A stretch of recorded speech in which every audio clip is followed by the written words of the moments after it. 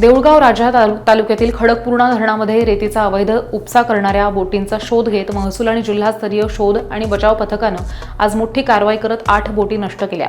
ही कारवाई गारखेड आणि मंडपगाव शिवेजवळ या शिवारामध्ये अवैध रेती उपसा करणाऱ्या 4 फायबर बोटी आणि 4 इंजिन बोटी अशा एकूण 8 बोटी पकडण्यात आल्यात। या 8 बोटी धरणाच्या किनाऱ्यावरती स्फोटकं लावून नष्ट केल्यात। अवैध उपसा करणाऱ्या बोटी बेशरबाच्या झाडीमध्ये लपवण्यात आलेल्या होत्या। जिलेटिनच्या सहाय्यानं बोटी नष्ट करण्याची प्रक्रिया रात्री 8 वाजेपर्यंत राबवण्यात आली। तसंच अशा प्रकारच्या खडकपूर्णा धरणामध्ये अवैध उपसा करणाऱ्या लोकांवरती नियमितपणे कारवाई करण्याचे निर्देश उपविभागीय अधिकारी संजय खडसे यांनी संबंधितांना दिलेत।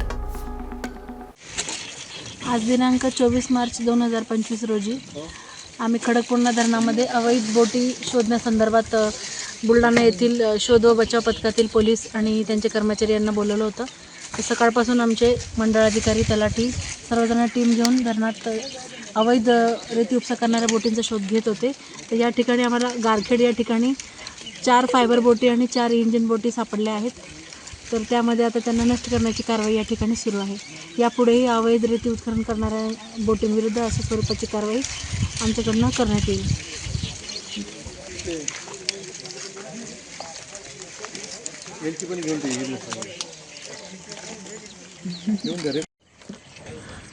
देऊळगाव राजा तालुक्यामध्ये खडकपूर्णा धरण आहे, त्याचा खूप मोठ्या प्रमाणावर विस्तार आहे आणि बोटीच्या सहाय्याने अवैध रेती उपसा होण्याच्या अनेक तक्रारी या ठिकाणी प्राप्त होत आहेत।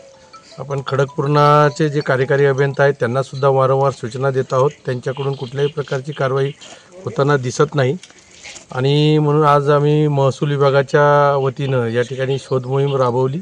त्या ठिकाणी NDRFचं जिल्हा स्तरावरून पथक आलं। माननीय जिल्हाधिकारी किरण पाटील सर यांच्या मार्गदर्शनाखाली आज या ठिकाणी शोध मोहीम घेण्यात आली आणि आज इथं आपण बघताय की 4 बोटी आणि 4 फायबर इंजिन बोटी अशा एकूण 8 बोटी आपल्याला सापडलेल्या आहेत। त्या आता आपण नदीच्या काठा म्हणजे किनाऱ्यावर आणल्या आणि त्या ठिकाणी आपण आता दुसरं काही सोर्स नसल्यामुळे जिलेटिनच्या सहाय्याने आपण त्याचं नष्ट करण्याची कारवाई त्या ठिकाणी करत आहोत।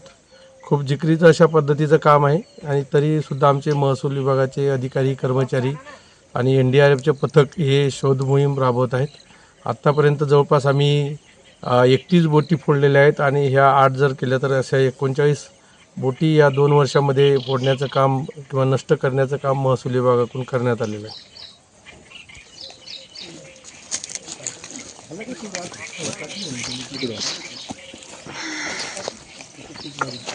राजू कुठे आपला